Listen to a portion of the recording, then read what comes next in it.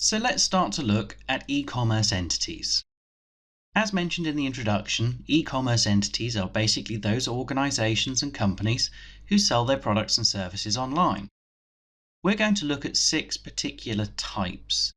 We'll look at e-tailers, those companies who are set up purely to sell online. We'll look at manufacturers and how increasingly they're moving into e-commerce. We'll look at existing retailers and how they are positioned in the market. We'll then look at some more specialized areas. We'll look at consumer-led e-commerce and understand a bit about what that is.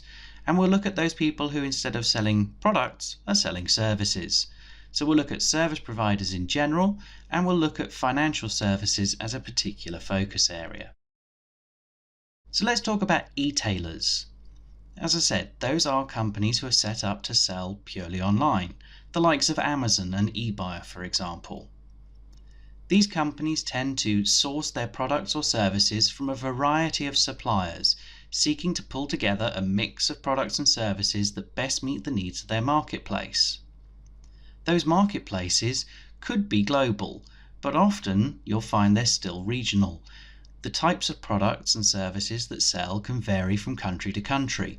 So organizations like Amazon, for example, have Amazon.com, .co.uk, .ca, and many more. They'll have a different mix of products and services based on the geographical region of the consumer. Distribution can be managed worldwide, but often will also be managed regionally. There are various options for e-tailers. Some will not have any warehousing at all, and they'll arrange for products to be shipped directly from the manufacturer. Others will stock some products and not others, and some may warehouse all of those products. The more they warehouse, the more likely it is that they'll manage their distribution regionally in order to speed the time of delivery. Overall, e-tailers get lower overheads compared to traditional retail organizations. But by virtue of the fact that they're solely online, that means there's a lot more competition when it comes to their pricing.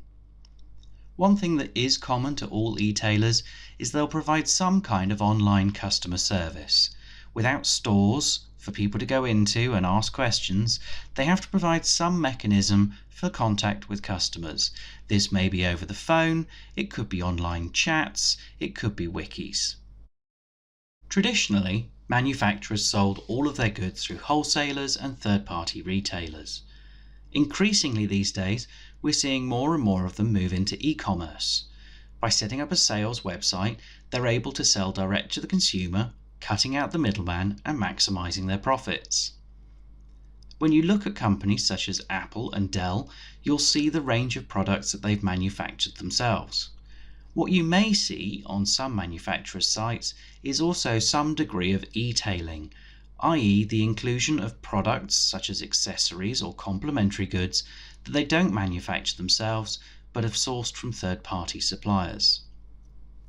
It's also possible that manufacturers may indeed be retailers themselves. Apple, for example, have a number of stores around the world. This is relatively unusual. Manufacturers tend to stick to e-commerce and the traditional routes, but it does happen. An added benefit for a manufacturer offering e-commerce is the ability to offer customization, to build a laptop to specific requirements, or possibly to engrave a product. In terms of marketplace, manufacturers tend to operate in a global marketplace. Their products may not change wildly from one location to another. That said, there will often be some degree of regional variation. Laptops, for example, have different keyboard layouts for different countries.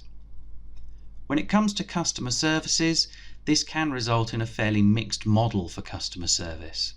They'll often provide some kind of online service if they have an e-commerce site, but they may well also provide in-store support if they are actually a retailer as well. So mentioning retailers, let's look at the traditional retailers. This is really those companies who have bricks and mortar facilities, but have since expanded into online, often known as bricks and clicks. They tend to have a mixed model for distribution. Often they integrate an e-commerce style distribution with products being sent all around the world with their geographically based bricks and mortar distribution, so they'll often integrate it with stores. This gives you the added advantage of being able to order products for pickup in store, or while in store being able to order something that they don't have in stock to be delivered to home. Often when a bricks and mortar retailer moves into online, they're looking to transfer the reputation that they've built into their online sales. There is a risk associated with this, as there can be an impact on their reputation if this transition is not smooth. In terms of marketplace, again, it introduces the ability to operate globally, but as bricks and mortar tend to be fairly fixed geographically, the organizations tend to still work in a fairly regional market. Customer service, again, tends to be quite mixed. In this case, there will no doubt need to be some kind of online service, but there's also going to be existing bricks and mortar facilities with staff that you can approach directly. Consumer-led e-commerce is effectively sales as a service. eBay being a fantastic example of this. They may not actually sell, manufacture or distribute products at all, but they provide a service that enables others to sell their products to consumers. The distribution channels, therefore, can be entirely up to the individual sellers or indeed up to the individual consumers. The marketplace for consumer-led e-commerce is generally global, but you'll often see there's some regional variation or control within that. eBay, for example, has marketplaces in countries around the world, but will actually enable you to list products on a global level. There are, of course, a variety of customer service models through this type of e-commerce. The actual sellers themselves could be a variety of people, could be large companies, could be individuals, so the way that each one provides service to their customers can vary wildly.